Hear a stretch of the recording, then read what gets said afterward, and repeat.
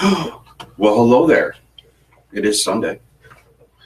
Hi, everybody. Hi. Hi. All right. So today we have Tami Keiser here. Tami Keiser wants to talk about a couple things. Tami, why don't you tell us a little bit about yourself, who you are, and what you do, so the people here can understand who you are. Okay. Well, my name's Tami Keiser. I am a mom of 4 children. I actually have 2 boys who are autistic. I am also the assistant principal over at Hillside on Scottsville Road, so right down the street from where Brent is actually doing this podcast. That's right. We're very close. Yeah. So in that school, we have a variety of different children with different disabilities, and some of them do have autism or have autism tendencies. So here today to talk to you guys a little bit about that. Good. Because there are so many questions. I have tons of questions. I know Amanda has questions. I'm sure people that are going to eventually watch have some questions. You know, the reality is autism is, there's a lot of misconceptions about it, right? People think that they're maybe not as smart, or maybe they think that they're ridiculously smart. I mean, what are some of the common myths or misconceptions about somebody that has autism? Okay. I first want to say that a lot of these are personal beliefs, and a lot of these are throughout my own research and what I've come up with as a family unit with my husband that I will be talking about. So I don't want everybody to think that Tami said it, this means it's true, because other people believe other things. And I'll explain that as I go through. Sure. But one of the big misconceptions is that autistic children can't talk. Autistic children are nonverbal or won't be able to amount to anything. That's not always true. You hear spectrum, and I believe that that's one of the things Amanda and I were kind of talking a little bit about. There's children who are on, once you're diagnosed with autism is a range. It's a huge range. It's like saying all girls. Every girl is not the same, just like autism. Any child who has autism is not the same. Right. So you can have children who are nonverbal, and then you can have children who are verbal, but they have really low social, or they are very anxious, or they have depression. There's a lot of things that go with that. Another huge misconception when it comes to autism are the causes. What causes autism? You'll hear vaccinations come up a lot. Yeah. And I want to say that for myself, one of the examples is why I don't believe in vaccinations is one of the causes is because my sister and I, she has 4 children as well. We were in the hospital, same exact hospital. We had babies 2 days apart, and the kids both got the same exact shots. They got the same exact shots from the same exact hospital. Right. So it wasn't like the vaccination was the reason why the children, my son had autism and her child didn't have autism. Right. I mean, I think a lot of people want to use that as an argument because they just don't understand what the vaccines are. Like, they don't understand what it is. Yeah. Right. I mean, if I can't intelligently speak about it, I shouldn't really, have any leverage on saying whether or not it's good or not. But I think that, if you have developed it, I mean, and that's kind of like the next question I want to ask you. Is it something that you're, you get, or does it develop, or is it from birth? I mean, does it happen over a couple of years, couple of months? And that varies, as well as saying where you are on the spectrum. There's some children who are born and they are very verbal, and I've heard from parents. I worked at a agency where I was actually the autism teacher for an ABA classroom, which means applied behavior analysis. And I'll go more into that later if somebody has questions about that. But their child and the mother swears that when he was born up until the age of 2, he was talking, he was meeting all of his milestones, and then at the age of 2, all of a sudden He regressed, nonverbal, wasn't talking at all. Where my son's, and I will say this too, it is usually not common to have more than one child in a family with autism. So I'll explain that a little bit more. But when my sons were born, we used to call my first son Mr. Serious. Now, as a parent, and you guys are both parents, you don't really know when you have your first child you don't know what you're doing. You just, this is my child. This is what it's supposed to be like. So my husband and I just kept going, oh, he's just he doesn't smile a lot. He's just so Mr. Serious. He was meeting some of his milestones, not all of them. And then finally the doctor said, I want you to take him to Kirsch. Kirsch is no longer Kirsch. It's changed over because a grandfather gave money to his grandson, and his grandson decided to open a autism building. Right. Where, I don't know if you, right over at U of R. Yep. And his, he opened it with that money. But anyways, my sons were under Kirsch. So my first son, he was diagnosed at the age of 2. He didn't regress, but he never made his milestones. So when my second son, they said, you know what, we might think you have autism. I'm like, yeah, okay, whatever. He was totally different than my other son. He was always smiling. He was always, going up to people, but he started to regress. He didn't want to be around people that were strangers. So the doctor again said, I really would like to see him get tested. And we got him tested by a different doctor. I never told them any information about my first son. Right. And a lot of people, they might do that, but I wanted to get a real feedback on that. And he came back and he had autism as well. Well, that explains how it can be so different in each child. Mm-hmm. There's not one cookie cutter, trait for autism. Absolutely. And I think that they both go to the same school now. They both go to Hellendale. And I'm sure that their principals and their teachers, because they both have the same teachers, will tell you that they're night and day. Wow. It's very interesting. So what are the doctors doing to actually diagnose a child? Is it obviously? Well, I don't know. So I'll ask: is it a blood test? Is it? No. You said hitting milestones. Is it just something? Is it kind of like a roundabout thing like that? Okay, so the PCP is not the one who diagnoses a child. It has to be a specialist. So we went into Kirsch, and what they did is they did it through observations, through different tests. So they would put toys on the floor or toys on the ground, and they would see if the kids would go to the toys, or if they went to the toys, were they by themselves? Were they near a parent? Were they near an adult? When they talk to them, would they look at them and have that eye contact with them? Right. So there's all different things that they would do just to check. And some kids, again, were nonverbal. At 2 years old, you can't say my name is blah, blah, blah, or I'm this years old. So my children were really young. So a lot of it was through observation. Still today, we're working on eye contact. Still today, we're working on appropriateness. My children learn from each other sometimes, and that's kind of hard because my oldest one, who's 7, and my 5-year-old, he'll kind of look at my 7-year-old and be like, oh, I'm going to copy what he's doing. So sometimes that's a little bit hard in my family, but when you're in classes or when you're in school, it's very different.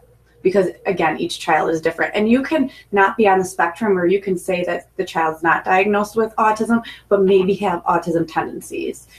So when you say spectrum, is it low? How do you describe the spectrum? So they changed it. It used to be they would say you're here, and then spectrum was a totally different thing than autism. So if you're spectrum, you might have been an older child who just had social anxiety or social issue, things that you had to work through. Now it's just everybody has autism, and then there's no different grades on it. It's how you work with the child and what type of therapy you decide to do as a family, and it's nobody tells you how to do it. You decide it on your own. So that's what's the most difficult part about this, is the families are the ones who are trying to figure this all out. So there isn't, when you go to the doctors and let's say you have the flu, you're told that you have the flu, right? You know what you have to do. They give you the medication and you go and you do whatever you have to do. Right. When you're told that you have autism, you're told that you have autism. They don't tell you anything more to that. Go home, figure it out. Yeah. Oh, that's difficult. Yeah, it's very hard because, and I've always said it, as a teacher, as an administrator, I can 110% work with children who have autism, or if you hear on the spectrum. Mm-hmm. It's so much easier for me, but when it comes to my own kids, it's difficult. Wow. I think a lot of people that work with children will say that it's easier to take yourself emotionally out of the situation and work with kids. When you go home, you're so emotionally invested that it's a little bit more difficult. Absolutely. I read that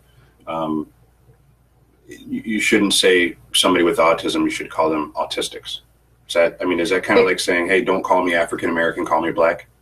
I've actually never heard that, but usually what happens is you say, you always put the person first. So I would say Logan has autism or Logan is autistic. I wouldn't. So you could say it like that, but you always put the person first. But I don't say like, I don't know, black or African American. I don't think. Does that make you uncomfortable saying that? No. It doesn't. I like to make people uncomfortable. It doesn't make me uncomfortable. You know how I am with that situation. I get it. So basically, don't categorize your children by their diagnosis. Make sure that they are seen as themselves before anything else. Right. Correct. Yeah. Okay. So a lot of people, one of the controversies that I was reading up about, people think that you can straight up cure this, right? They think that there are preventative measures that you can take to avoid getting autism. For instance, I read about people that were basically saying that the environmental conditions of what a child or the birthing mother were in could lead to having autism or something along those lines. I even read people were saying that they were avoiding sugars, they were avoiding gluten, they were avoiding all these things, GMOs, because those were the things that were leading to, children being diagnosed with autism. Do you think that any of those things have any weight, or is it just a bunch of paranoid parents not understanding what, they're facing? I think right now with just there's so much research going on, and a lot of people right now, let's think of Jenny McCarthy. Okay. She said forever her child was Jenny McCarthy. She has an autistic son. He's not actually autistic, and she was very advocate against the TV celebrity Jenny McCarthy. Vaccination. She was very against it. She was very against the vaccination. Okay. She had an answer for everything. Sure. And then they took him to the doctors. He had a genetic disorder. Okay. I believe. And it wasn't autism at all. So all these people were following Jenny McCarthy and was like, oh, these vaccinations, oh, this water. Again, I'm going to go back to my family unit. My sister lived in the same neighborhood as me. We lived one street away. We drank the same water. we ate the same food. We're both runners, which, I'll talk about later. But everything was the same. We did even our baby showers. It wasn't, I can't think of something that my sister and I didn't do that was huge. It's not like I was sitting in tanning booths or I was, right. Yeah, but you got to understand that your sister's, husband and your husband have two different genetics, yep. Two different, the combining of two different people are going to have a different result, right? I think that we all want to believe that everything is the same, but. And I don't think that I think that everything's the same. I think that when it comes to people saying like the mother, like you were asking what the mother did. Right. Like, I can't think of something that I did differently than my sister as a mother to be, besides having a different husband, that would make it something that I would say, you know what, I wish I didn't do that. Or I wish, I can't think of anything. Are you familiar with chelation? Is that when they put the children in the? No, I guess this is, chelation. I think if I'm even pronouncing that correctly, something is administered to the child in an effort to kind of scourge the body, see what's in the body and I guess ultimately help rid the body of, different things that could be leading to autism. So that's a good way to. Yes. I'm not familiar with it, but I think when I read it, it was something along those lines. There's a couple of different things that parents have tried. And when I was teaching in that agency where I only had children with autism in my classroom, and they were preschool age, there was a mother this was a nonverbal child, very low functioning, loved him to death, sweet little boy. His mom took him off gluten. Mm-hmm. First thing that he did was grabbed anybody's snack that was in his way that had gluten in it. Really? So, and to be honest, his behavior didn't change once he ate the gluten. I mean, I was worried that his mom was going to be mad at me, but he was seeking it out. So it was kind of like trial and error. You try anything to fix it, but it's not always the way it goes. But there's also these chambers, and I don't know if you've heard about these, but they're oxygen chambers, and they actually use them for people who have TBI, and this would be after like a huge, like a car accident or a huge trauma, where they put you in these breathing, like, so that you get fresh air, and you actually sit in these chambers for hours and take naps or whatever they do, they put you to sleep.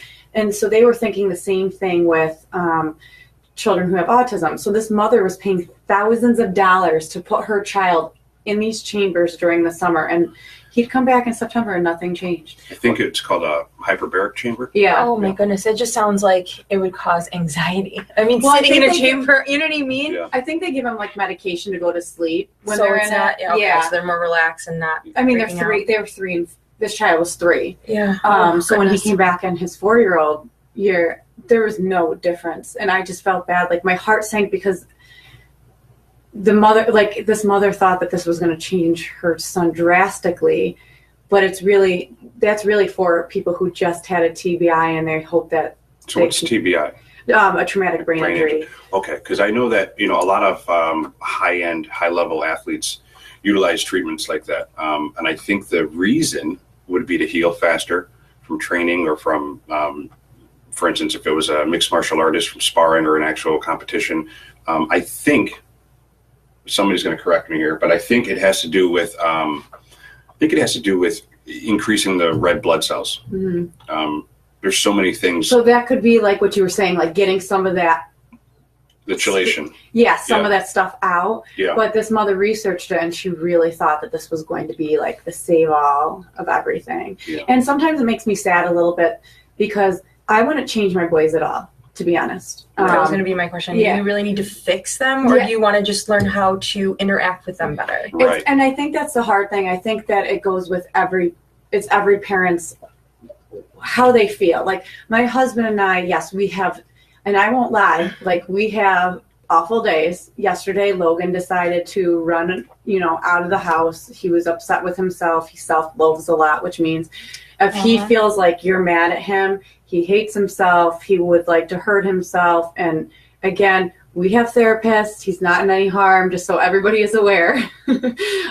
So he will be very, he doesn't self-harm like himself, but he'll think self-harming thoughts because he doesn't feel like inside of him, he doesn't feel like he's doing the right thing. So yesterday he left the house. He said he didn't want to be part of the family anymore. Of course, my husband's walking behind him, just letting him kind of give some of the steam off. But do we have those bad days? Absolutely. But would I change anything about Logan? No. He is the most outgoing. He's hilarious. He's loving. He just brightens on my day. Like when I do 5K races, I actually have a Facebook site about running for autism awareness, and he goes to the races. All my sons go to all my races, and he'll sit there and he'll make us stay like 20 minutes after I'm done with the race, and he'll go, "Great job! You could do it! You could do it!" And he's just cheering everybody on. I mean, kind of like the time when you and I ran, and you were like 20 minutes behind me. You were going to bring that up. All right, side note. All right, if anybody's out there and you like to run, I enjoy running. Running is fine. It's therapeutic for me. It's it helps me get some endurance here. But I had the great idea to run with Tami one time. And we did a 5K, and I said a 5K. I do that every morning. Whatever, it's fine. Oh boy. And I was with Morgan. It was me and Morgan, and that was it. The race starts. We're running. Everything's fine. We're just hanging out. I could see the look in Tammy's eyes. She's going, "This is really boring." And I'm I told him I'd run with him. Yeah, we're just, me and Morgan have a nice bro pace, right? Throwing around this weight, just, you know what I mean? And Tammy's just like a gazelle, just kind of like, "All right, guys." She goes, I forget what you said. You're like, "I'm going to go ahead." And we're like, "All right," going. Nice. Just like that. This 5K wasn't even that bad. We ran through the neighborhoods around Cobb's Hill. We ended up going up the Reservoir Hill and then back down. By the time I got to the top of the hill, I'm getting text messages from Tami. Where are you guys? Oh my She God. completed the race already. She was already done. Like, we had still like another half a mile or so. Well, if you ran with me, I would make you feel better about yourself. I wouldn't even get halfway through it. I do feel like you were texting before you got to the finish line. It just seemed like you finished a little early. But no, I'm kidding. Yeah. But that is one thing that I do enjoy doing is for my stress reliever, especially when getting home from work. Work sometimes can be stressful, and with my kids, as well, it's just a stress reliever for me, and it's also a way for me to bring awareness to autism. So what I do is sometimes I get sponsors, sometimes I do it on my own, but I try to find one race per month and dedicate it towards a cause, whether it's cancer awareness, but then I also bring autism into it. So I'm starting to get, people will start noticing me. I just actually did one right down the street from here where they do the police academy. Oh yeah, right up the road. Yep. So that was last month. It was Autism Awareness Month, and it was my first race back since I was in a car accident in June. And Rich Funky, actually, I took some pictures with Rich Funky. I talked to him. There was a lot of police officers there, lieutenants and things that I had great conversations with. But I usually dress up. I look like a hot mess to people who don't know. I got some awesome kicking shoes on. If you can't see them, just, okay. Flexible too. What's on the shoe? It's a puzzle piece. So puzzle pieces are for autism. So when you see the blue, or if you see puzzle pieces that are colorful, that's what it stands for, autism. So I do that once a month, and I'm starting to get recognized around Rochester.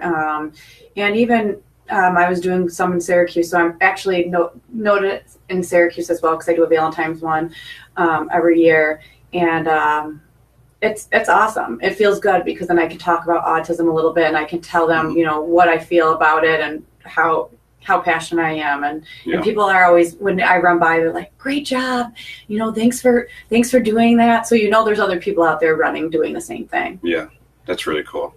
That's actually awesome. I mean, and that's got to be pretty time consuming. I mean, you're a mother, you're a wife, you're at the school, you're working, you're inundated with children all over the place. You have children at your own home that need some additional attention on occasion. How do you get it all in every day? It's just, something that when you're passionate about it, you just find a way, find time. If it's, my kids go to bed at 8 o'clock. If I do it at 8 o'clock, I do it at 8 o'clock to get my training in to run. The races are nice because they're on the weekends. And then I try to pick ones that even my kids could be involved in. Like the one that we did at Copptail, it was nice. They had a little kids race afterwards. The kids got candy. They got pumpkins. Oh, that's nice. Yeah. So the boys were involved in that. But it's just nice because I'm always trying to think of a way that they can be involved in whatever I'm doing. And we're also involved in, it's on Facebook. It's called I Run For, and it's a Facebook family. I want to say it's like a family because these people have helped me so much. But it's called I Run For, and it's for children or adults who have a I want to say a disease, or they have a sickness, an illness, if they have something. So there could be people who have cancer, there could be people who have autism, there can be people that have anything really. And the I Run For group, you get matched with somebody who wants to run, and they're attached to that person that has that specific cause. Yeah, and then they run for them. So nice. I have one for Logan that's always been Fallon. Miss Fallon, nice little shout out. I love her. She is actually a doctor, and she moves all over the place. She travels. She has my life. I want to live it. But she does races all over the United States for Logan, and then she sends medals to him and things like that. Nice. And then they just started one for I Run For Siblings. And that's for siblings who have somebody who has, again, same thing, any type of disability, anything. And it's nice because of the fact that, like, then Gabe, my youngest son, Gabe doesn't feel like he's left out. So there's something going on, because you do sometimes forget, you know, I have Logan who has very high needs. I have Braden who has needs. And then there's Gabe, you know, he's our typical son. And that's what you usually call somebody who doesn't have a disability. You call them typical. So you might hear that around the schools. So he doesn't get as much of that one-on-one time as maybe the other boys do. And then I have a daughter, Harper, and she's just the daughter. So That's of course your she gets youngest. all that. Yep, you get love it. And yeah. The baby and the only girl love.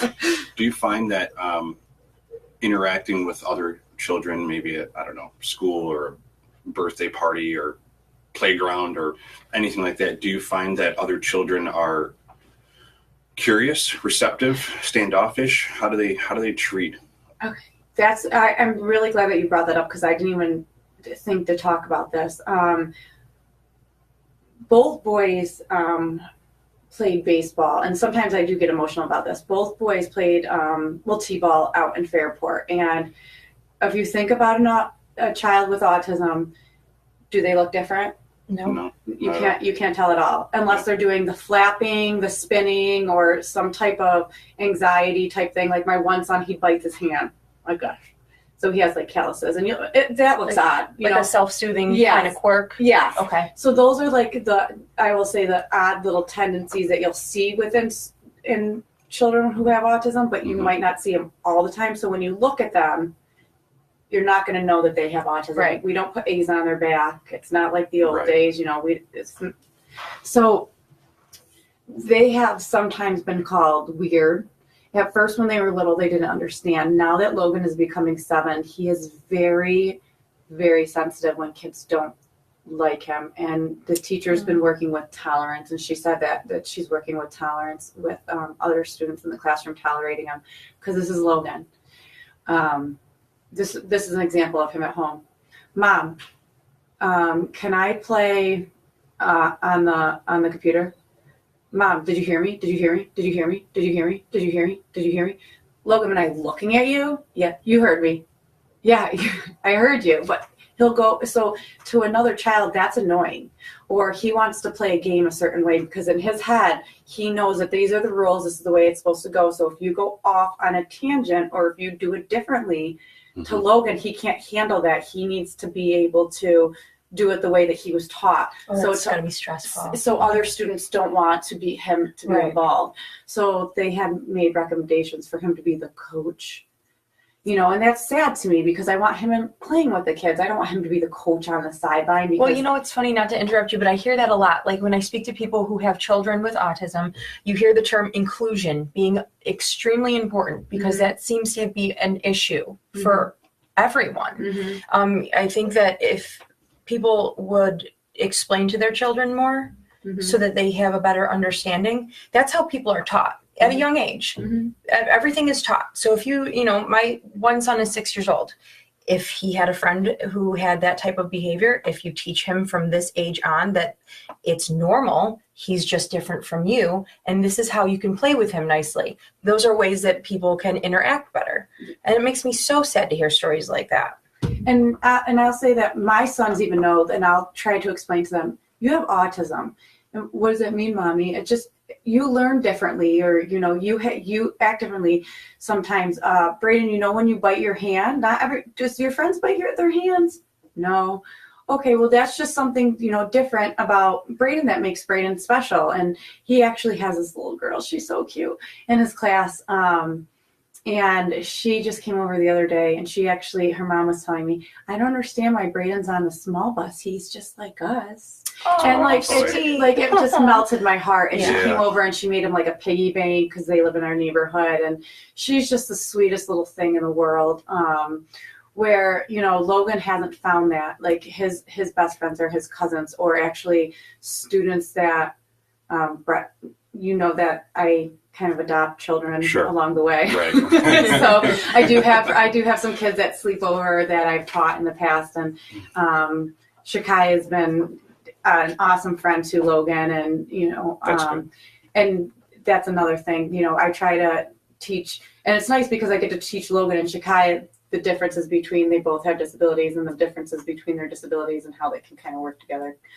That's really good. So I kind of do adopt kids as I go through. My godson, who's gosh, in 11th grade, I met him when he was in preschool, and I helped out his mom, but he had a disability. So I've been adopting kids since I've been, 21. I just bring him into the house. Bring him in. We got close.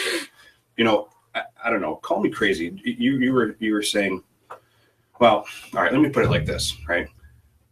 If a child who has autism is viewed, or the way you said it, how they learn a certain way, and they have more or less tunnel vision. That's just the way it is. I think that's amazing, because here I am at almost 40 years old. I sit here and I try to find ways to have tunnel vision, right? Like I don't want to be distracted. I have something in my head and I try to focus on that. Isn't to me, that's like a higher sense of awareness. Like that doesn't make somebody less than, it makes them more, greater than, if you ask me. Like that's what I'm trying to accomplish. And this kid or these kids or that kid has it already ingrained from an early age. I mean, I think it goes back to the social piece, which is huge in autism. The heck with everybody. I don't want any friends. Yeah. Well, you know what? That's funny that you say that. I do have an adult friend who said, you know what? I'm 35. I have enough friends. I don't need any new ones.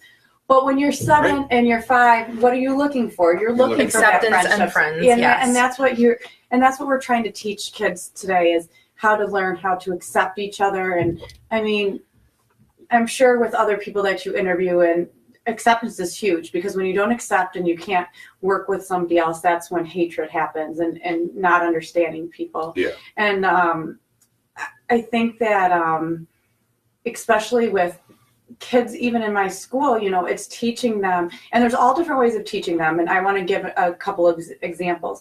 It's really hard for parents, because it's up to the parents to decide what kind of programs you want to put your child in.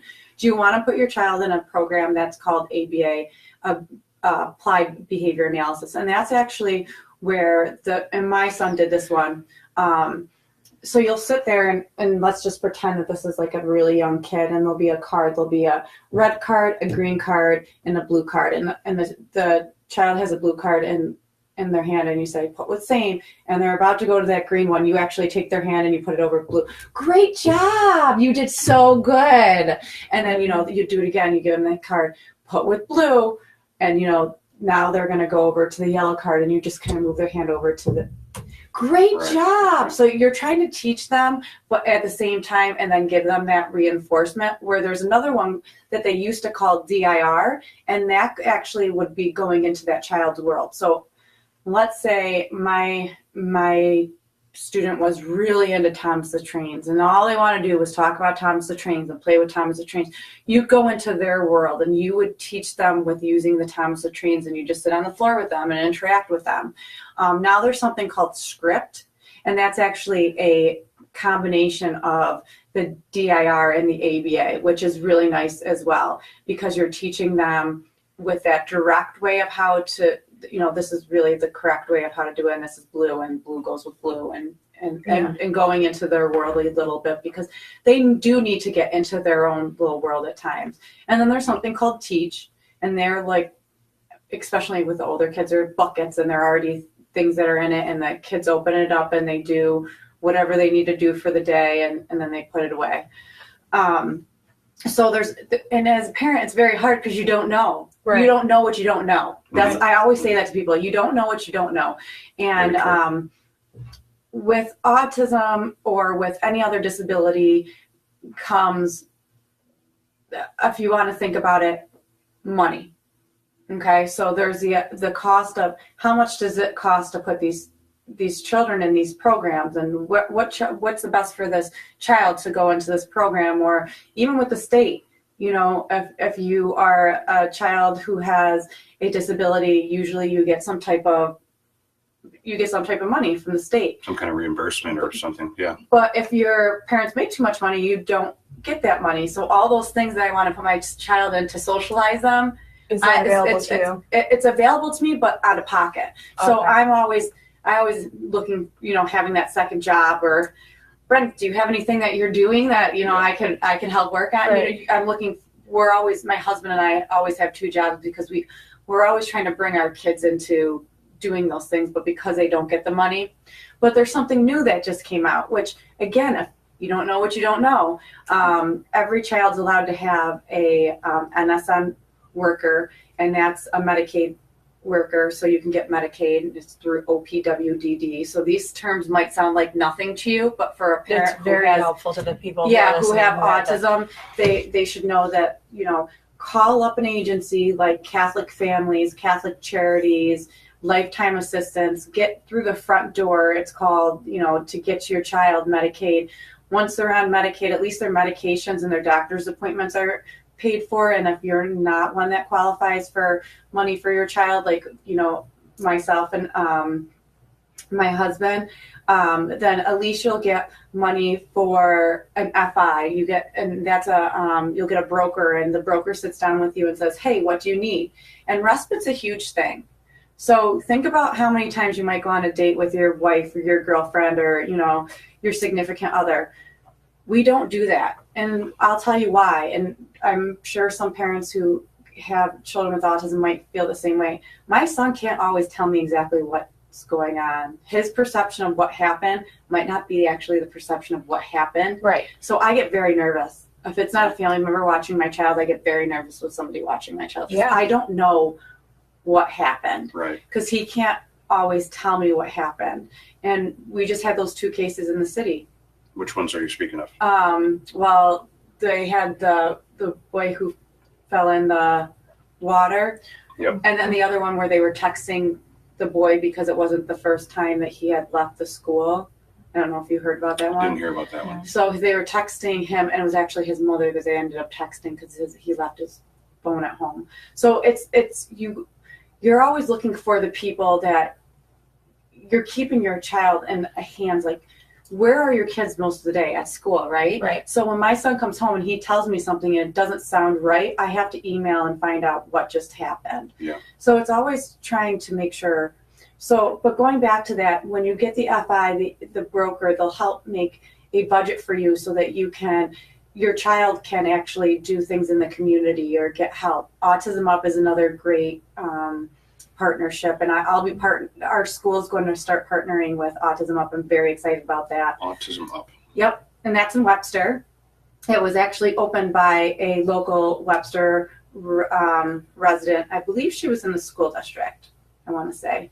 But we're going to start next year teaming with Autism Up, and they're going to be coming into our schools, and they're going to be helping out with our Orange Wing, which we call in our school. We have 2 different buildings. We have pre-K. Our school goes from pre-K to 6th.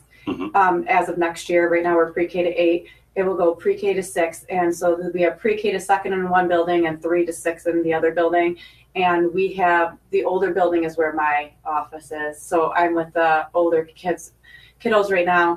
And we have wings. We have a green, we have a blue, and we have an orange. And in the orange wing, we have children who may have been diagnosed with autism or children who have tendencies that look like autism so that we can teach them maybe some of those social skills or things that they might need. Everybody in our school does have an IEP, and if you don't know what an IEP is, that's an individual learning plan. You've got a lot of acronyms. I'm sorry. I know. I should give you a book. Yeah, I need a book. We made a book. But we did make a We made a book. But they all have an individual educational plan. And so the kiddos in the Orange Wing, we're really working with our clinicians, working with our behavioral staff, our OT, our speech, the nursing department. Anybody I forgot, please don't get mad at me. So that we can all work together and the whole school really, just so they can understand that children with autism do learn differently. They need more of those self skills like laundry, making your bed, so we're going to make a skills. We're hoping on getting to use one of the cottages to kind of help so they can do cooking. Life skills. I think everybody should be taught that. It's not huge. happening. I know, my kids don't make their bed. Mine either. So it just to help out with the kids. And right now, I want to say a big shout out to Tdawg shirts. They actually just donated shirts to all of our schools, or to all of our kids at our school, and that's like one of the things that I'm trying to teach the kids too. We just had a Girl Scout, Melanie Isaac, who just donated and redid our rec room. But those are things that these kids need. They need to learn how to socialize. And like our rec room has a pool table in it. It has hockey.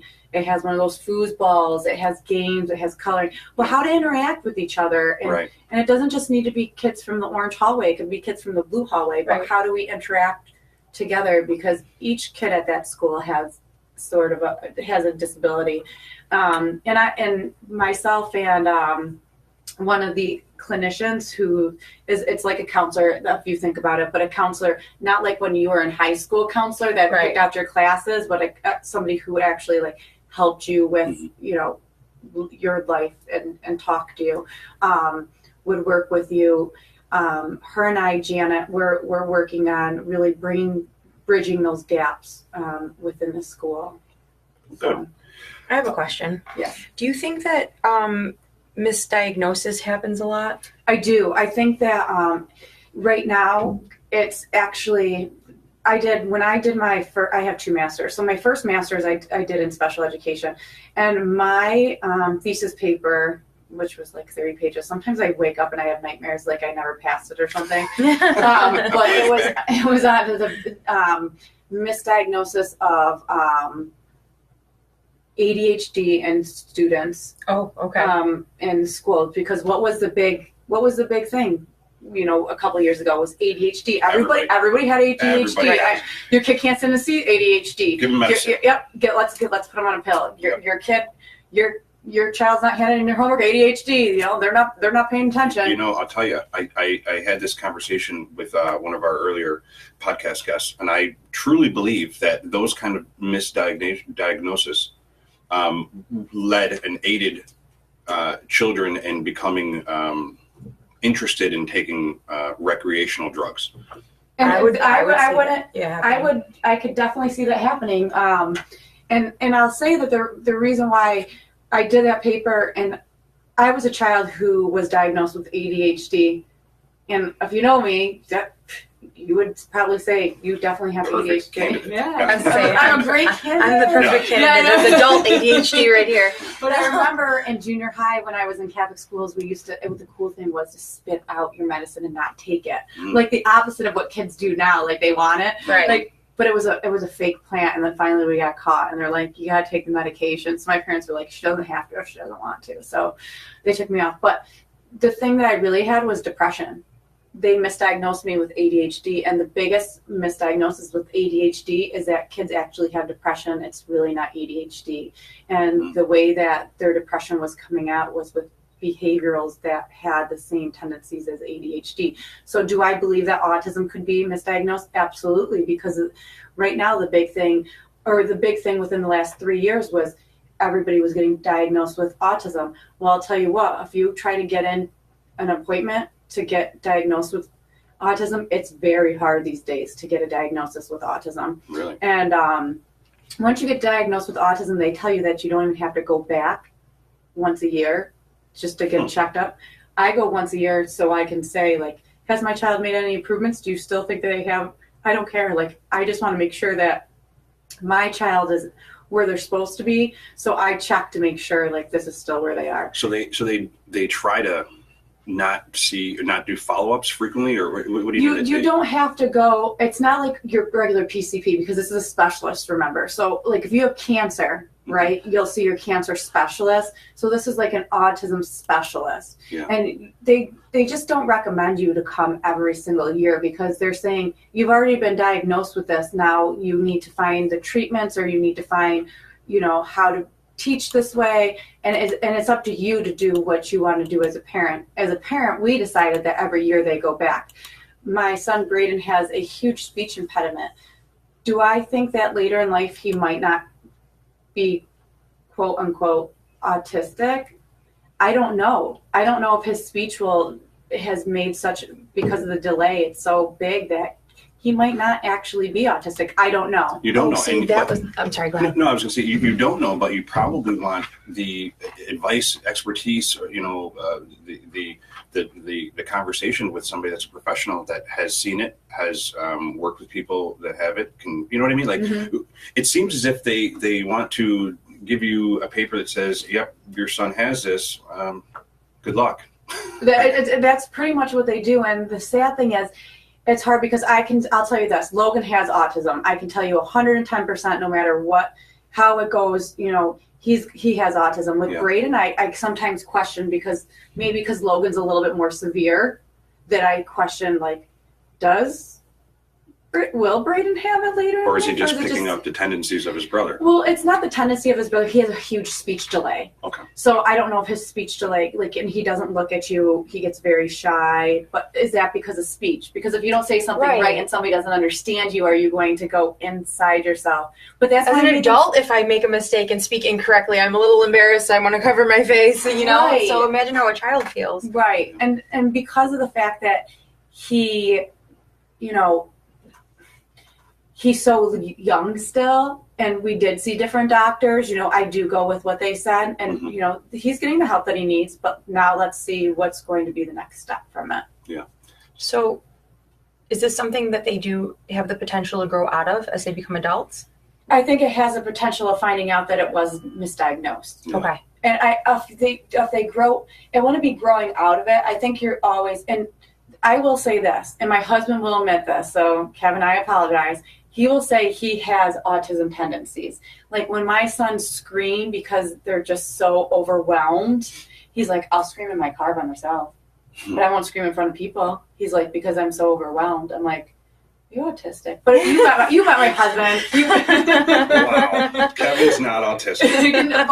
but he can connect with some of their tendencies that they have. I can too. I see it too. Like I was saying earlier, if somebody is can be hyper focused on an activity and doesn't want to deviate from that plan. Like every day I walk in here, every day I wake up, I try to be super hyper focused on something, and I get pulled in a million different directions. I get frustrated, just like anybody else. I just see that a child with, an autistic child, has autism. A child with, you see me struggling with that. Is that how she told me to say this before? Child with autism, it seems as if that child has figured out something that adults can't. Well, and it's funny. Maybe it's just ingrained. I don't know. Well, I think it's just the way that they're thinking. Like Logan can listen to a song once. He has had Les Miserables, the whole play. And again, I'm not a bad parent, but he did watch that when he was little. Since like the age of 2, memorized every single line. And we want to get him into drama, but they're like, can he do his lines, when he's supposed to not use other people's lines? I was like, nope. So we couldn't put him in drama right now because he would say everybody else's line. He'd have the entire show down pat. He has Fresh Prince used to do that. But, Will Smith did that. And too. he has any music. He's so into musicals. Any musical he has memorized. I mean, you name it, Music Man. All That's the old. amazing. I know all the old school ones. So in school he can memorize, but I'll tell you what, when it comes to sometimes like concrete things, it's hard for him. Like math today, I'm sorry, but some of these kids should be using consumer math, like life skills math. I really believe that because not that we need to balance a checkbook as I'm looking there. I think that's a check right there. But Please continue. But not that you have to balance a checkbook anymore, but like balance your bank account. Like those are some of the things that I think that we need to work on. Logan, however, when it comes to this Common Core math that we have out right now, he is struggling because now a lot of kids are. Yeah, because now they're like, take a 10 away from this 9, and he's like, what's the point of doing, like, I can do it in a different way in my head and get that answer, but that's not the way he's taught it. So he's struggling in math because it doesn't make sense to him because it doesn't make sense the way that they're teaching it. Well, my son it's funny you say that because my son, he was always able to do math without showing his work. He does it in his head. Mm-hmm. He doesn't do it the Common Core way. He figures it out his own way, but would constantly be marked off points for not showing his work or for doing it his way and not theirs. Mm-hmm. And I think that's counterproductive for any child. Mm-hmm. I mean, you're supposed to be playing up to their learning abilities, not trying to fit everybody into a mold. Well, and that's where the IEPs come into place, those individual plans. Like my son, he can read at a level, I don't know, 4th grade level, very high in reading. But if you ask him a question about anything he read, he has no idea what he just read. He can just repeat. Like he can read. He can read. Yeah, his comprehension's awful, and you see that in a lot of children with autism. You can see that they might be really good readers, or they might can't read at all, or his handwriting's atrocious, and that's normal as well because a lot of people see PTs, physical therapists, OTs, occupational therapists. They'll get speech, or they'll get music therapy as well. And my kids have. Music therapy has been huge, and people are like, why do they get music therapy? Who needs to sing? And I'm like, that's not what it is. It's actually that speech component. Yeah. And it's actually that interaction component. Like, okay, we're going to sing a song, and then they can actually pull out some of those WH questions for them. So that's cool. Do you, I mean, have you learned anything in the schools that you've worked in, additional above and beyond what you've learned with your own research that has worked and helped out with your children too? I think that I'm always learning and always trying. I think everything that I learn, I don't think I've learned it just in the schools like that I've taught in. I think I bring some of that stuff with me, and then I take some of that stuff away from like the people that I work with. Like for instance, I never believed in this stuff because I thought it was so annoying. Like when I used to teach in a gen ed classroom, and this would be years back when I was in a gen ed classroom, and a kid was playing with something like this. What is that? Just a little rubber? This is a fidget toy. So fidget they're sitting there, and I'm like, what is this? Mm-hmm. You know, but kids that are on the spectrum need to have something in their hands, a lot of them, or need to be doing something. And I have a basket full of stuff down here. Sorry, I travel like I have my kitchen sink. But they need to have something to fidget around with to keep their minds, because their minds are going 100 miles per minute. So they need to like kind of be doing something else in order to be listening to the teacher or doing some of those other things. But now we have technology too, which is huge. Mm-hmm. Yeah. My son's gotten in trouble a lot at his school for breaking past some of the technology boundaries. They're no books anymore. They're all on the iPad, and I don't know if I like that. It's good and bad. I know. You know, I like turning pages. Yeah, well, it's kind of like cursive writing or. Cursive writing's out of school. Yeah, oh, I hate that. right? It's like, Yeah. Especially when they ask you to have a signature. None of these children are going to know how to do that as an adult. I think you just put a huge X. Everybody does the e-signing. So is that where the whole fidget spinner craze Yeah, and started? That actually wasn't even good for autistic kids because it was just, the whole fidget spinner was supposed to be something for kids to have in their hands, and and or adults, but they all got banned from schools. Really? Like they weren't supposed to be in schools because even I want to say in my husband's schools too, and he works in Webster, that I want to say his school didn't. Don't quote me on that. Anybody who's listening. I mean, we grew up with things that were banned from our schools too. I mean, remember those little balls? Those little, what are they? Koosh balls. Koosh balls. I gotta get. They're like something like that. Or the slap bracelets. Yep. Slap right bracelets. here. So I have actually both of our toys. So this snap bracelet is nice. If I can open It's not the metal ones. It's the not the medieval metal times one. we It had. goes right on your wrist, but it has Wrist. spikes, and it's for the kids to be able to touch, because Nice. there's also there's programs called the brushing program, and it's to desensitize kids with autism. Mhm. And it's not a real brush, and I wish I brought my son's, but it's got plastic little spikes on it, and you just brush up and down their arms, and it's supposed to help desensitize them from touch, because some kids don't like to be touched. Some kids like to have those big bear hugs, and they want to feel like they're in a tight area. Getting my kids' hair cut, and I don't mean to sound, and I don't know, like, I don't want to sound rude, and I don't want to come across, but have you ever seen the kid that just looks disheveled, like their mom? I can't believe their mom let them out of their house. Like my daughter. Well, No, I'm kidding. No, but it does happen. Life gets away from you, and you forget to do your kid's hair. Perhaps. But it's not. But sometimes it's a child with a disability, and they cannot take getting their hair brushed. Yeah. or they can't take getting their face washed. And the parent just decided, you know what, I'm not going to fight this It's not worth the because battle. it's going to turn into a huge issue. So instead of getting their face washed, they're walking out with Cheetos all over their face. I mean, that's what the brushing kind of does. It just desensitizes them from that touch so that you can wash their face, help them brush their teeth, help them get those haircuts. So there are programs out there like that. Yeah. So I'm just trying to think of the other things that we've done. My husband and I, we went out and we bought GPS watches through Verizon, which I think I brought. She's reaching into her bag of goodies. I do. I have a huge bag of goodies, but I don't know where I put it. But it's, oh, here it is. So it looks like a regular watch, one of the ones that, you know, the expensive iPad watches that other people don't have. And it's nice because it has contacts. There's only 10 contacts on there, but I can listen and I can mute it. So during the school day, they can't play with it. Mm-hmm. But I can call in and listen at any time I want to without it Oh, you're ringing. going to have to give me the information on that one. So No way. I yeah, like that. it's really cool. So at the end of the day, when school's over, I take it. It's on my phone. It's an app on our phones, and they're allowed to call the 10 people that are on there. There is one with only 4. It's through Verizon. You pay, I think, $5 a month or something ridiculous like that. It's like $100 for the watch because we got a couple smashed already. But it has a GPS on it. So within any area, I can find out where my son is because my son's a FLIR.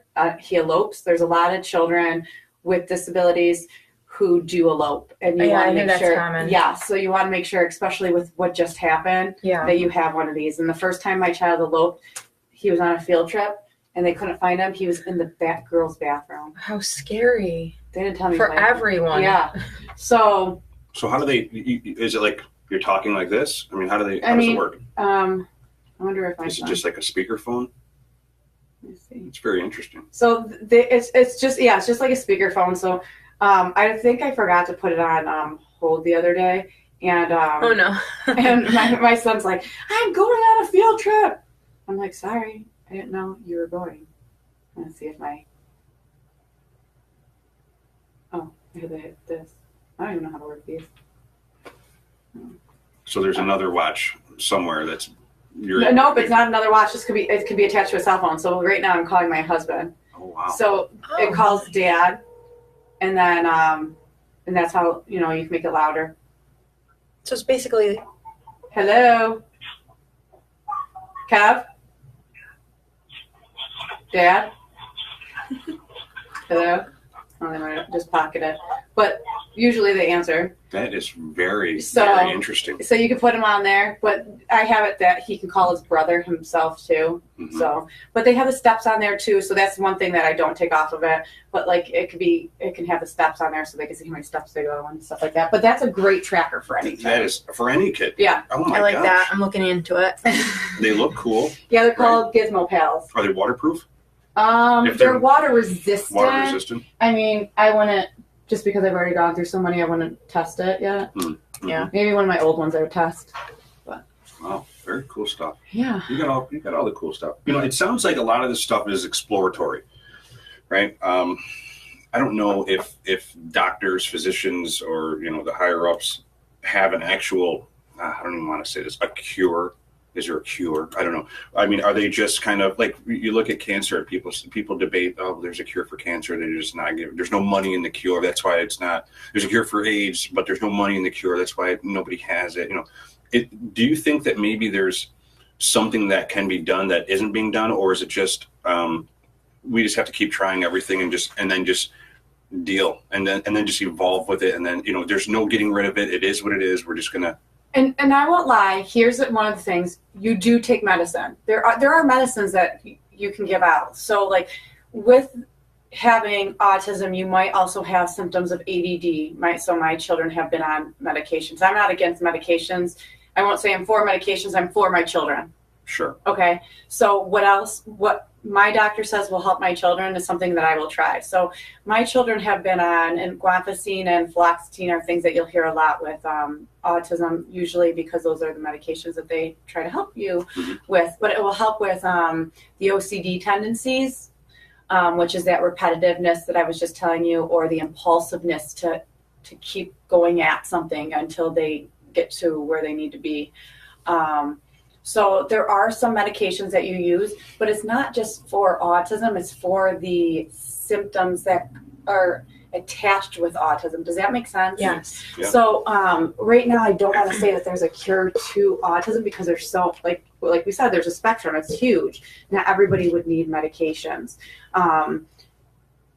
I don't know if there would be a medication because as you grow, as you're taught, as you're using those different strategies that you're being taught, and I do want to say that Brent and I have also worked together when he worked in his old job. He used to come in and do fitness with my kids, and it was awesome.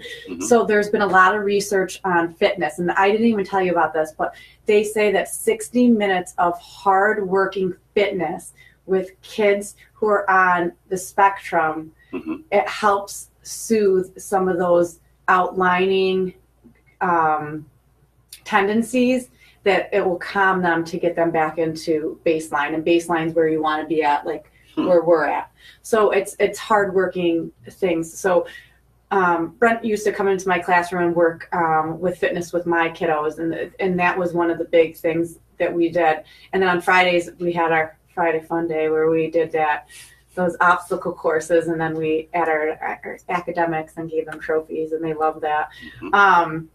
But there's just a bunch of different things that you do, and it's learned things. So I can't say that there'll be a cure. I think it's the way that they're being taught, but there's all different things. There's social stories, which some parents might know about, or teachers have heard about social stories, and you just teach them about how do you act in school, how do you act when you go out into the community, and it's a story, but with pictures with them. Kids who are nonverbal might be using devices to help them talk. So that doesn't mean just because they can't talk, they're not intellectually there. Their voice and their brain's not connected. So like a child that is nonverbal may communicate with his or her family or friends maybe via a laptop. Yeah, and they also have those, it starts with a D. I can't think of what the name of it is, but I don't know if those are going like out with like the old software, and more of a laptop thing would be, but yes. But there's also like things like, so you start teaching them with PECs. So, what do you wear when you go outside? Earmuffs, you want to make sure that you're not throwing snowballs at people. Sure. So there's all different ways of teaching them. Schedules are huge. Oh my gosh. If you mess up my child's schedule and he'll ask you 10 times, what are we doing today? What are we doing today? He knows the day before we actually do something, what we're going to be doing. The same with my Orange Hallway. Those teachers are amazing. They have on their board, and all my teachers are amazing, but they have on their board exactly what they're going to do for that day. And if something changes up, it's teaching those kids it's okay to have a change in their schedule, but we try not to change their schedules because they do need that, what's going to happen next. They need that routine. Yeah, and that's what they kind of learn from. Yeah. So I can't say that there's going to be a cure, but I can say that they will learn different techniques to help them, and I don't want to say fit into society, but be in the society and be able to cope with things that they might need help with. Right. What kind of organizations are out there? Like, so I looked into it just a little bit, right? And I noticed that there were some organizations that were decent and others that were controversial. I'll use that term. For instance, there was one that I looked up and it was called Autism Speaks. I don't know if that's a big one. It seemed like it was pretty relatively large, and it had a lot of arguments around it because they were more or less focusing on eradicating autism through prenatal activities. So they're already heavily jaded in one direction, and then on top of that, I think it said that the board. Right, the board didn't have anybody on it with autism. So how, in fact, can they intelligently speak about those that are autistic if they don't have it from from the inception, from the inside? So, but again, you have these kind of organizations that just have awareness. They have money. They have lobbying power. I don't know, but what kind of organizations would you say are good, that are helpful, and what kind of ones would you want to stay away from? I think that, again, that's up to the parent, the individual. as a school, we try to work with like Autism Up. I think it's going to be great for us because it's community based, and that's what I do with my running. I try to be community and be out there. I might not have all the answers, but I want to be there to help you, and that's what Autism Up is with. Autism Speaks More is national, and they just had they actually had I want to say an online summit, and I watched some of their online stuff. Some of it I didn't agree with, but you know, everybody has their own. I would like to see proof from some of the stuff that they have, but Sure. again, there isn't any solid proof. If they had solid proof, I'd love to see it, but I did watch some that I thought were great. There's a program called MAT, and I think MAT just went with somebody else's MATT. Actually, that was one of my students that I taught when I was in the my old agency, but I think they're aligning with somebody else. That's another great one, but it's small, like you said, but they have a child with autism, so that's why they're geared towards that. He's older now, but they're geared towards working more with awareness. I think as a family or as a school or as an agency, you just have to decide what is the best for what you guys believe in, and what are your goals. Right. So like, what is my school goal? What is our goal? Our goal is to help children be productive citizens in the community. Mm-hmm. So Autism Up for us was the best way, you know, is a great person to work with. You know, BOCES are another great people that people might not have even thought of to work with because they have consultants, autism consultants. So I guess it just really depends on who. Autism Up, that's a local organization, is it? Okay. Mm-hmm. You did mention that. Yeah. Okay. Yeah. You know, it goes without saying, there's so many different things that people have to deal with, and there's always a good, you know, organization that's for it, or being progressive and trying to find a cure or help or therapy or whatever the case may be for that particular thing. And then there's always those ones that are just like, you know, I found through a friend of mine, you know, little things like this. I'm going to go off subject a little bit, but just to kind of prove the point, a friend of mine had a service where it's a telemarketing service, and there was a fundraising organization. And what he found out was, I don't know the actual numbers, but let's just say a percentage. So like if you were raising money for autism, right? In New York State, you only need to send a small percentage of that money to the actual cause. The rest is your profit, right? So there's always going to be somebody trying to find a way to earn off of a situation like this. So I don't know. I mean, I don't know who's good and who's not, but what I wanted to do, the reason I wanted to bring that up is maybe you can recommend, because I have to assume that there's either people out here watching or that have children that are autistic, or maybe they're seeing signs, symptoms. They don't know who to ask. They don't know what to do. Some people just sweep it under the rug. Perhaps maybe they just think their kid's fine and just had a bad day. I don't know. What kind of actions and activities should somebody be doing actively to see whether or not their child is, needs to be checked out? And I think that I think your PCP will help you. The doctor that you go to on a yearly free physical, they'll help you know what milestones, and then they'll recommend if you should do that, and they'll know right away. Your PCP will know, and once the doctor tells you, they'll give you some ideas on where to start, and then it's kind of up to you as a parent. It stinks because there's not like a book written that says this is where you should go. And I wish there was a book, because I would like to open up to page 299 right now and, just read what I should do next. But I will say, besides just agencies, we have awesome things within the community. Chuck E. Cheese, one of the jump zones. There's laser tag. There's all different places that actually have autism days. Sky Zone. Will have autism days, and what they do is they lower the lights, because you think of sensory needs, which we really didn't talk a lot about, but they'll lower the lights, they'll turn off the sounds. There's actually, the movie theaters do them too. We've gone to the movie theaters, and it's sensory days for kids That's with wonderful. autism, and they get to go in there and enjoy their time instead Wow. of being in there with highlights, a lot of music playing, Right. kids screaming, Mhm. so they can enjoy that time as well. So there's actually a lot of things in the community that people probably aren't aware of. And these are the things that I seek out. Like I look for things like Sky Zone or Chuck E. Cheese or, the movie theaters. There's all different days that they have these, and then they're monthly or they're weekly, and you get to go in there and you get to actually bring your kids in, and it's just like, That's really cool. my kid's not going to be stressed out about this. Right. Think about, have you ever brought your child to the Children's Museum and play? Oh, goodness. It's so overwhelming. It's overwhelming for us, but can Right. you imagine bringing, like, my kids came and walked through the door without throwing a fit. They already know that they're going to be overwhelmed. They can't enjoy it. We go Friday night. Actually, I shouldn't say when we go because this is when Because they're never really show. No, I know nobody goes a lot during this time. But we try to go during times when not a lot of people go because it's less. They can enjoy it. I'm always looking for that enjoyment for my kids, and what can I do to help get them out into the community. The YMCA, they do swim weeks and teach them how to swim a couple times throughout the year.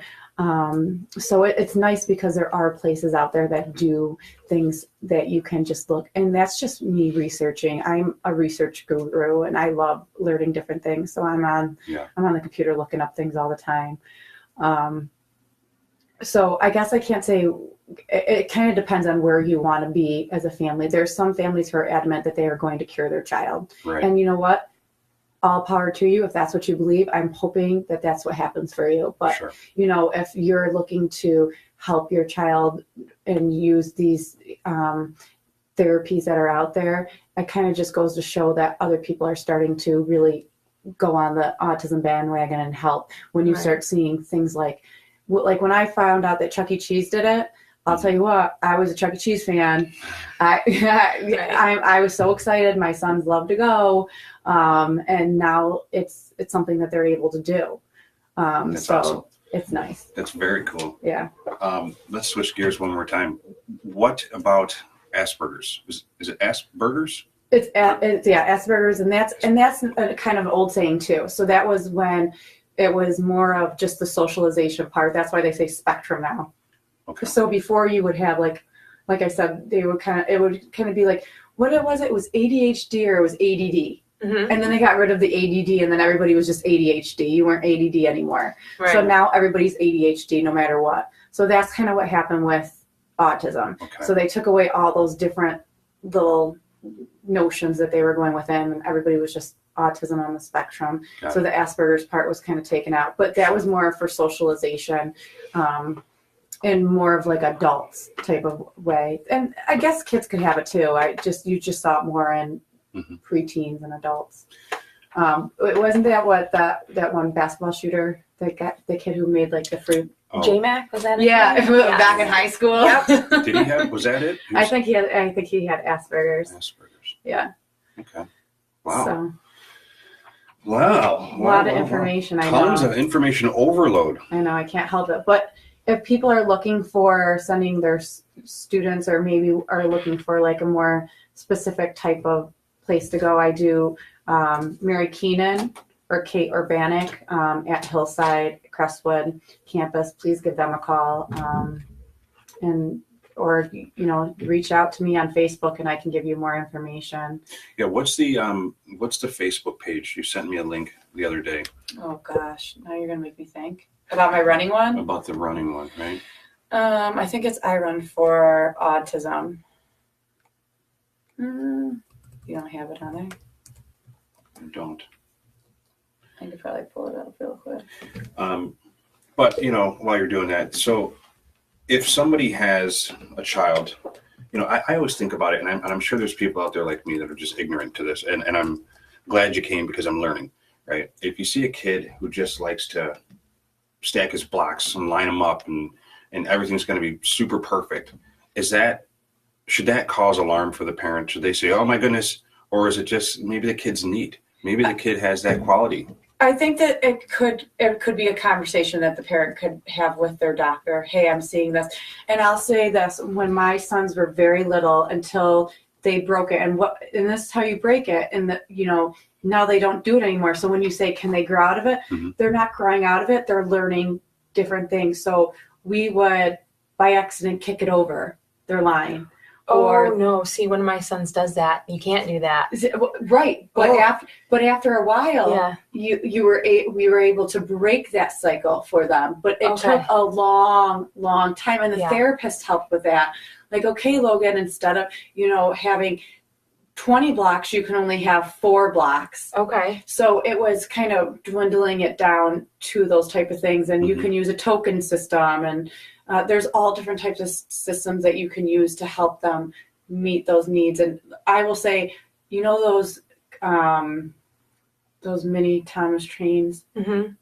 I'm like magnetic. No, they just like hook onto each other. Oh. They're about this big. Mm-hmm.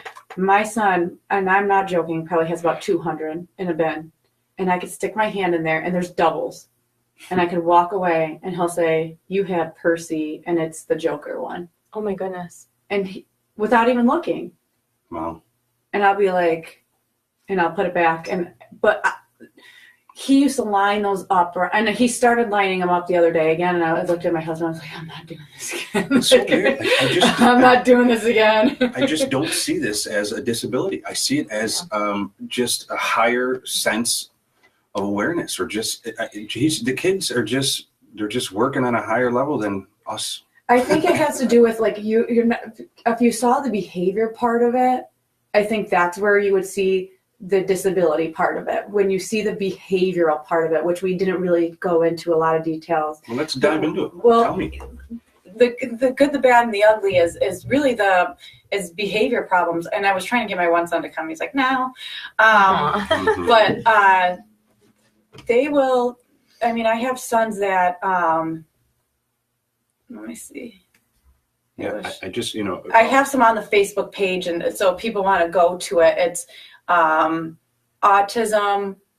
×2. So it'd be www.facebook.com AUTISM TIMES2. The number 2? Yep, the number 2. And I do have some conversations that I started on there. But so the running away, eloping, that's a huge one. Think of how scary that is. I don't want to do something, so I'm going to go underneath the table, kick, swear, and some of the words that they use, I'm like, where did you learn these? I don't say them. I don't think I say them in front of them. So where did you learn these? Was the watch on? Yeah. The biting of the hands, the spinning. When you see those kids that spin, or they flap, you see the kids that will sit there and they'll go like this. Yeah. When my kids were little and we were at Wegmans, I used to have cards just like my business card, and it says, you're staring at a child with autism, please go to, and then I would give a website on it that was about autism and just hand it to the parent and walk away. Good for because you. I was so sick of people staring at me because I wasn't giving in to my son, what he wanted. And they're like, oh, I can't believe she's letting him do that, or what a bad mom. I mean, how many has times? An opinion, and it happens in grocery stores all the time. It happens all the time, but sometimes it's just like, you know what? You need to learn that it's not just. Sometimes it's not just me being a bad mom. And my husband would be so mad because sometimes I'd turn around and be like, he has autism, and he'd be like, Tammy, shut up. Everybody doesn't need to know this. Yeah. So I think that so you'll get the kicking, you'll get the fleeing, and I'm sure my teachers would love to come in and talk about some of the behaviors that they see in the schools as well, and how we work with those behaviors. But like in my family, again, it's the suicidal ideations, or like the other day they were reading a book in library, and I'm still confused about this, but it must have been about President Trump. And I'm going to, again, say this in all seriousness. We do not talk about politics in my home. Religion, yes. Politics, no. My son heard a book about Trump, and he thought that Trump was being mean to people. So he said, F the president. And I got that. I like this kid. I don't know if I disagree. I'm being political. I'm not. But I go, we don't talk about politics at home. Where did this come from? And he ran, and that's one of the times where he ran out after he said it. He thought that he he was being mean or whatever the conversation was, and it was there's some of the behavior issues that you need to work on with these children. Like, just because you think that, not everybody else thinks that. And sometimes, you know, it's hard because you go, is that just a kid's behavior or is that a autism behavior? And you could tell the difference really quickly. Like yesterday, my son was definitely having a meltdown, and it was definitely an autism meltdown.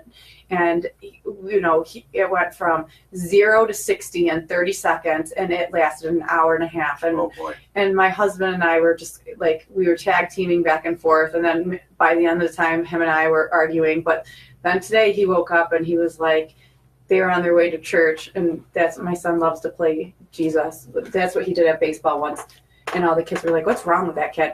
He went up against I can't. He went up against the metal fence, and he puts his hands crossed, and he's like, I'm Jesus dying on the cross. I'm like looking around, I'm like, oh my God, like, we are not Jesus freaks like that. It's okay if you are. It's okay. I know, but I'm just, it's, we do believe, but I was just dying. But so this morning on the way to church, he goes, Daddy, say I do. And Kevin's like, I do. And then he's like, Mommy, say I do. And I was like, I do. He's like, now you may kiss each other. And I was like, what are you doing? It's cute. So, it's funny. So it was something that he was watching on TV on SpongeBob right before he like. Oh God, I love SpongeBob. Oh my gosh, I'm so annoyed with SpongeBob right now.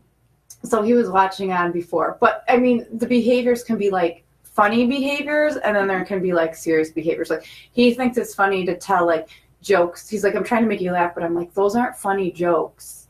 So it really depends. And so he just doesn't get the cues they don't when get it is the okay cues. and when it's not. Yes, and that's what I think is really important too to know, is that they don't get the cues, and then when people just keep like repeating it, and then they kind of get louder, like they still don't get your cues. So the louder you talk, they're not deaf either. Yeah. So that's not going to solve it. Try it a different way. Ask them a different way of, or try to talk to them in a different way. And I think that's important in the schools, and that's what we're trying to bring in the schools too, is yelling at these students doesn't help them. That makes them feel bad about themselves, and then makes them think that you don't like them. And now we have a whole nother situation that we have to deal with because they had a behavior problem, and instead of you addressing it in a different way than yelling at them, now we have a bigger behavior problem than we had started with. And it could have been something such as they took somebody else's toy because they thought it was, you know, their turn to use it, or they weren't playing with it correctly. And now we got a bigger problem. Yeah. What kind of, and you don't have to answer this, because I want to see if you'll touch a little bit on your private life. You know, raising a family, multiple children, two with, you know, with autism. What kind of strain has that put on your marriage, or even, you know, with your friends, your social life? I mean, because at the end of the day, you're still a woman, you're still human, you have needs just like anybody else would, but you're kind of foregoing those things to pay special attention to your children, which is, you know, amazing, and you should be doing these things. But what kind of strain has it put, if any at all, on your relationships, we'll say? I think that for our family, my husband and I have kind of split up our jobs.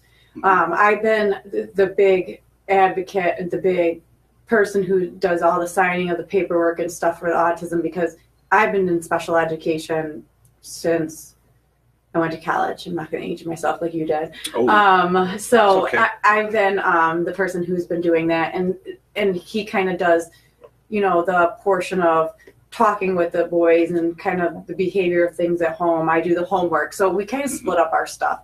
At times it takes a toll on us, you know, but once a month we try to take the kids out and sleep out at a hotel, and we use our own money. But again, that's to try to break their habits and to get them into a new place and whatever. But do we go out by ourselves? No, I think the last time I might have went out was on my birthday with you like 9 years ago. But we don't go out as much as we used to. We use our family a lot as our babysitters. So we utilize them a lot. So it's hard for us to do like the Tami, Kevin alone stuff that normal couples might do. But we've also been married for 13 years. So After you're married for 13 years. 13 years? Yeah, I know. Man, you are old. I am. Wow. So we're kind of in that, you know, it goes back and forth. Mm-hmm. I will say that family and friends are, some of them have their own opinions about what autism is, and they think that, you know, we handle it the way that we do and we're okay with it. And then I have other friends who are very sensitive and great, like, it's all right that they just did that, you know, I got it. They're kids too. Don't worry about it. Like, you get oversensitive about it, you know. So I have some really great friends that are just, that I've had since high school, who have been amazing about me having children with autism. They think I'm nuts when I say that, like, I want kids, you know, when I wanted more kids after it and things like that, but they've been great with it. I will say I have my small circle of friends. I really don't, like you said before, like, I don't go out and I'm not like, hey, do you want to be my friend? Like, I think that's where I'm at. Like, you know, yeah, it's affected our family and in some sense, but I think the biggest thing is I also come from an Italian background family. Yeah. Italians don't believe in disabilities sometimes. So, okay. But my grandparents are now deceased. So I think if they were still alive, there would be different thoughts on. You know what's funny? Black families have that same tendency. You know what? Sicily is like just as close, right? We're like this, yeah, right here. Right. I know. Unfortunately, I've noticed that too. A lot of Black families, they don't want to, and I'm whatever. I can talk about it. They don't want to seek out that additional information. They just, that's just the way he is. And right. I think, you know, from working in a classroom with me. Exactly. I watched it. The parents were not all of them. Not all of them, but right. some of the parents were just not there. They just couldn't accept the fact that their child needed help. And right. That's why it was nice to have Brent in there, because he was that adult male figure that we didn't have in the school, in the classroom, and that meant a lot to those kids. I miss those kids. Yeah, I mean, like, they would, when he'd come in, their big smile, and Coach Brent, what are we going to do today? And like, awesome. They stuff. were hanging on him. I mean, he'd wait even longer afterwards, and I'd be like, you're going to be late for work, you know. But he did a lot for those kids, and they loved just him being in there, because we don't have, in schools today, you don't have a lot of adult male figures. No. And especially in a special education setting, it's more of that motherly type, and they have a lot of that at home. And sometimes it's not always the way that they need it. They don't need that yelling all the time. They need that motherly love, or that, you know, that adult male figure in their life that not yelling at them as well. And and it's really hard to play that. And kids I think need both of those parts. Yes. They do. And you know, I think the American family has been missing the father for way too long. I mean, there's just so many scenarios where that's prevalent. But I remember being in that particular school. I won't name any schools. I remember being in that school and watching some of the kids kind of, you know, go off the rails. And it was so shocking to me, because I've never been exposed to that before, right? So I'm watching these kids, and sometimes there were fights, right? And we would have to break up a fight, and I'm going, oh my gosh, these two kids are fighting the way that I would be fighting with an adult. Not only that, they know what they're doing. Like, this isn't just, you know, push you and stop, stupid. Like, these kids were going all the way, and it was shocking to me. But then on the flip side of that coin, they were the most loving, caring, thoughtful, amazing children. And then if you had the opportunity to have like a one-on-one with them and have a conversation, you're going, wow, you're so cool. Like, this is a cool kid. Like, you're awesome, right? Yeah. Misunderstood, maybe misdiagnosed, maybe under-medicated, maybe over-medicated. I don't know. Yeah, and I think that was like huge for him to see too. I remember the first time you saw it, and you're like, yeah, what? And I'm just like, nope, this happens every day. Yeah. And this is just, you know, and that's where I think that, like, everybody at school is like, you're pretty calm about, like, you get used to it. I mean, and you have to like not overreact, because if they see that that's going to cause a reaction on your face, they're going to do it even more. And it's the same with, I will say, children with autism, you give them that reaction, they're going to run 1.5 miles with it, because now they know that they can get that, because they're looking for that one-on-one attention. Yeah. And they're gonna seek. But I think a lot of kids need that one-on-one attention anyways in life. Yeah. But especially with kids with autism, they need that one-on-one attention, because they need that positive feedback so they feel good about themselves again. Because again, who are their friends? The adults. Because the adults get them. Because like you said, like they just seem like perfect people. Because why? Because that's what adults are thinking. Because they have that adult type of mind, so they're seeking that from the adult. So because they're wanting that one-on-one time with the adult, because the kids don't get them. Yeah. What do you think happens? I mean, I don't know what the age, demographic is for the children that you spend the most time with, but do you have any older, like teenagers, young adults that have autism? I mean, if you can speak to them and have an intelligent conversation with them, how do they want to be treated? Is it just they want to be accepted, or I mean, is there a certain way that they want to be treated or acknowledged? So the kids in our school currently go up to 8th grade, and I will say that the kiddos in the orange wing want to be not. I don't know if any would be able to have a conversation like that. They're still not there yet. Okay. And that's where I think the growth, where we can, you'll hear a lot like early intervention or helping children at an early age really helps. So by the time they get to that age, you can have those kind of conversations. Sure. And a lot of time, by the times we get them, sometimes we've missed that opportunity. Yeah. And these older kids, they want to be accepted by their peers. I mean, they'll state that, but I don't think you could have that kind of conversation. Like, I have autism, and I think they would need more of that coaching, more of that teaching, more of that just awareness of really what they have. And we're just starting to unfold those type of things now. And the autism, the orange, hallway that's brand new. They started that last year, and that's when I came on as well. So it's a new thing at the school. So I would love to have this conversation again in like 3 years and be able to tell you, like, this is exactly what's been going on. And well, 3 years from now we'll be here. You might as well just come back, book a date. I mean, down the street. I mean, how does January 12th sound? That's good. Good. I don't know if anybody's out there listening or watching, if they have any specific things they want to talk about. I don't know. I mean, we actually have some people watching, but no questions or comments yet. Right. I mean, this is a tough topic. Maybe they're shy. Maybe some people are shy. They don't want to talk about what their kids may be experiencing. And that's got to be a possibility too. Right? Yeah.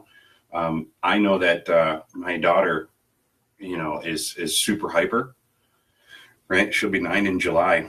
One thing about her is, she's an only child. So what ends up happening is she gets around her friends sometimes, and she gets really, really hyper, like to the point where she's out of breath hyper, having so much fun. And early on, my ex-wife mentioned that she wanted to, look into medication for her. And we had a huge discussion about that. And it was not going to happen, not on my watch. And I'm thankful, but I don't know, if she's progressed out of that. I still see that she's still a little hyper. So now I look at her and I go, that's just her personality.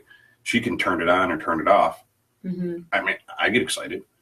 I mean, when we first started doing these, me and Amanda were talking, and I said, what's strange about me is, outside of this microphone office, if I'm going to talk to somebody, I'm going to speak slowly, because I want to really, put my words together, because I want you to understand what I'm trying to accomplish. But I get behind this little pop filter here and I start talking super fast, right? As an adult, I struggle with it. So I can't imagine that a child, 4-year-old, 5-year-old, 8-year-old, 9-year-old would have the comprehension to be able to slow down and turn it on and off as needed, and have that awareness. But I think my daughter is kind of learning how to do that, right? But again, at the end of the day, they're kids. Right. I look at them like, okay, so a puppy. You don't expect a puppy to sit in a cage all day or sit in the house without being destructive, right? Right. They're babies. They're little. They need to run. They need an outlet. They need attention. Same thing goes for kids. You expect small children to sit in a classroom and sit still in a desk for hours at a time. I can't do that as an adult. A kid can't do that either. So I don't think that means they have ADHD or a disability. I think that just means that they need an outlet. We need recess. You know what I mean? That's it. And I think that's funny that you said that, because I'm always looking for donations and things like that for our school to get those type of outlets put in, like rock climbing walls and things like that, because we're a non-for-profit organization, and sometimes we don't have that type of money that other schools have. Or if you look at the public schools, like, look at what they have, but they don't utilize it correctly. Right. Yeah, exactly. You know, and there's a huge push right now in society for mindfulness. I mean, they're doing it even in the workforce. That yoga or the breathing, and that's they change desks so that you're standing instead of sitting all day. Yeah. So I mean, we're doing it in the workforce, and these are the type of things that these kiddos need. But sometimes there's just no money. Like I look sometimes as a parent, and I'm like, I'd love to do that for my kid, but they're not getting any government money. And you know, I'm not saying that they deserve it because they have autism. I'm just saying I want the best for my child, and this is what they need. So I think any child who has a need should be able to have that outlet or what they need in order to be successful in whatever they're doing. Yeah. I agree. I think you're doing a great job. Thanks. You know, I know that at the last school, you were instrumental in getting the different desks there. They had the pedal desk. Nice. Over there. That was pretty cool. So they kicked those. So they broke them, kicked them over. That's okay. Trial and error. They were heavy, so they couldn't throw them. So it wasn't like the dustpan. Right. There were some interesting things. Garbage cans emptied, tossed. It was rough. It was rough, but it was he fun. thought it was like a lot more rough than like. Well, you were used to it. I'm used to it. I've been doing it for so long. I can imagine how shocked he was in the beginning. He wanted to be like, I can't leave you like this. I can't leave you like this. I'm like, no, we got it. I'm okay.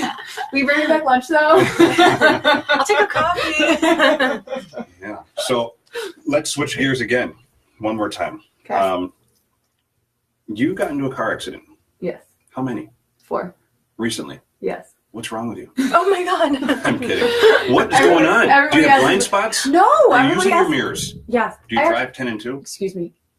The last car accident was right here on Scottsville coming off. I yield. The person behind me decided that they forgot to look to see if somebody was in front of them and just kept going as if they were going straight. So your insurance has to be asinine, just out of this world. It hasn't changed. Oh my goodness. It hasn't changed. Oh, I did have to have surgery though. I had to get a disc replacement in my neck. So my goodness. That was scary. And to go off of that, so here's a perfect example. I was turning down Stonehenge in Irondequoit, and there's an actual sign that says no blocking side street. Yep. So somebody waved me on. A car in the second lane sped up, was trying to go I hear faster. that same story all the time. Hit me. The car was totaled. Yeah, I mean, my car spun around, totaled. 2 women came out to go see how I was. I mean, they couldn't even open the car door. They called my husband on their cell phone. My husband came with the kids. Oh, how scary. So the woman went over to go check on the kids, and the firefighters went over there. And my one son looked at the woman and goes, "Are you our new mommy?" Oh, my goodness. And that's his autism thinking, mom's dead, I have a new mom. And I was, when Kevin told me about that, like I was in tears because I was like, oh my gosh, he thinks I'm so replaceable. But in his head, he was like, that was like a normal thing. So, and then I had 3 white cars. I finally got a black car. And that to them was, what happened to the white car? Why don't we have, even still today, where's the white car? I mean, not that it's been that long, but like, why did we have to get rid of, remember mommy was in a car accident and the car doesn't work anymore. Why didn't you get another white one though? Like change is just so hard for them. So when you pulled up, I go, she's not even here. Totally different vehicle. Yeah, I was in a different vehicle. Change is affecting him as well. It's affecting me. Yeah, it throws me out. Yeah, that's rough. I mean, I envisioned what you just said, so I'm assuming you were pulling off of a side street a car stopped because the sign says, do not block the side roads. And then some Yahoo decided to take it upon themselves to zip by everybody in the left lane or even the center line just to kind of go around. Why is this Yahoo stopping? Well, I'm just going to go around, and then boom. You know, do not block the side road. There should be a sign in the middle of the road that says do not pass or something along those lines. And those signs aren't even like legal. Like, I didn't get a ticket or anything like that because really it would have been my fault because I was turning left. But that other person waved me on, and everybody even said, like, that person sped up. Like, they came out of nowhere. Like, and so now I'm very cautious. Like, I'll just stay there, wait. Even if somebody waves me, I'm like, no, go. Yeah, I'm not so doing nervous that at this point. If I were you. I'm so hypercritical of people driving on the road. Like, you know, you see these. I have mild bouts of road rage on occasion. You know, it's okay. I count to 10 and breathe. I'm just kidding. I throw stuff out of my car. I'm trying to jump out on people. No, I'm kidding. Am I though? Am I? So one of the things that really pisses me off is when people come up to a stoplight, okay, and instead of pulling up to the white line, they park back like this. You know, 7 car lengths away from where they should stop. They're afraid they're going to hit by the person turning left. They've probably been in a car accident. Very, very true. So what I do when I'm in that mode, and I see somebody like that, just swerve. I'm like, thanks. When I just get right in front of them, you know, I just don't, because what happens is when you're driving behind somebody, all right, I'm just going to rant for a second. I say, here's the road rage. When you're driving behind someone, okay, you can see through their car, you can see your peripherals, you can see around them if it's not a Mack truck. I'm watching what you're seeing. That's how I'm estimating whether or not I'm too close or I need to slow down. Like, many times over, I'll brake before you're going to brake because I can see that car switching lanes in front of you and you're a late braker. I'm already slowing down. I see it. So when you just slow down and park your car 4 or 5 car lengths before the red light, it kind of pisses me off. I think people should Carol stop. may not be a very good driver. You got cautious Carol, and then you got slowpoke Steve, right? All these people just, you know, people need to redo their driving test because I know that if they took the I agree 110%. After being in that many car accidents and that not being my fault, it may be mandatory for someone like you. No, I failed my driver's test 4 times, and after 3 times you have to pay again. But none of these accidents were my fault. But none of these accidents are my fault. I got no tickets and nothing has happened. Oh goodness. Who do you know? Do you got one of those cop stickers on your car? I actually do not, but you know I have cops in my family, police officers. You got to stop talking. Somebody's going to get fired. Oh, goodness. An internal investigation. Get her in trouble. Insurance is getting involved. Everybody's getting upset. It wasn't even in the same area, so. So, as you can probably know, as you probably see here, I share office space with Flower City Insurance Agency. Oh, thank you.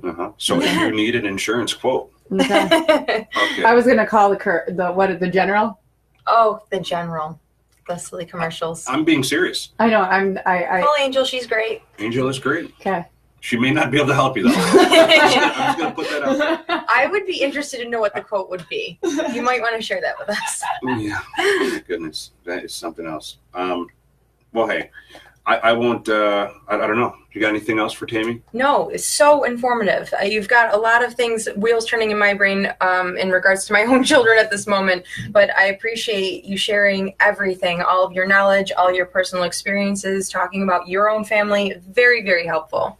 Yeah. Well, thank you. Yeah, thanks for being vulnerable. That was a delight. It was a joy having you in here. Hopefully you come back because you're right down the road. Yeah. We can do lunch. We can just do unofficial podcasts. We can talk about other things. Bring people in here. Well, where's Kevin? Yeah, he's at home watching 4 kids. Sorry. Yeah. Is he losing his mind right now, you think? No, because my father-in-law's coming up today. So, okay. Yeah, great-grandma and father-in-law's coming up today. So awesome. But thank you guys very much. And if anybody has any questions, don't hesitate. Where do they reach you? They can reach out to me on that Facebook. They can reach out to you, for podcast. Give me the Facebook name one more time. It's Autism times and then the number 2. Okay. I'll put a link in. I'll put a link in this at the end. Yeah. And if anybody likes to run and they want to run for autism, I'm always looking for running partners. Just do not try to keep up with her pace. Wait, no, I'm slower now because I couldn't run. I bet you're still faster than me. Probably. You could smoke them. What do you like? What's a mile time for you? Just I mean, before you were probably at like a 5-minute mile, 6 No, I minute was mile. not. I was at Come on. 7. God. 7? Yeah. But that's like, you can do that consistently. I Mile could do after that mile. consistent. Yeah. Yeah. I could have. It's like a full sprint for me. Yeah. Even if it was downhill, I don't think I can hit 7 minutes. I would throw up. That's extremely impressive. I would throw up. Yeah. 12 minutes. It took me a while though. Yeah. It took me a while to get there. Well, we're going to have to run this year. Yeah. Real soon. Yeah. Okay. All right, guys. That's it. That's it for us. Thank Thanks for you. watching. Make sure you check us out on Facebook as well, as we're going to go live frequently. Hashtag Audacity Pod if you want to find out what we're saying. Make that your hashtag this way I can find you. Snapchat, we're here. We're on Snapchat now. Instagram and all Oh the boy, others. Snapchat. And all the other social media outlets. Absolutely. What are we going to snap? I don't know. Good burger. Good burger. Inside joke. Okay, that's it. We're out.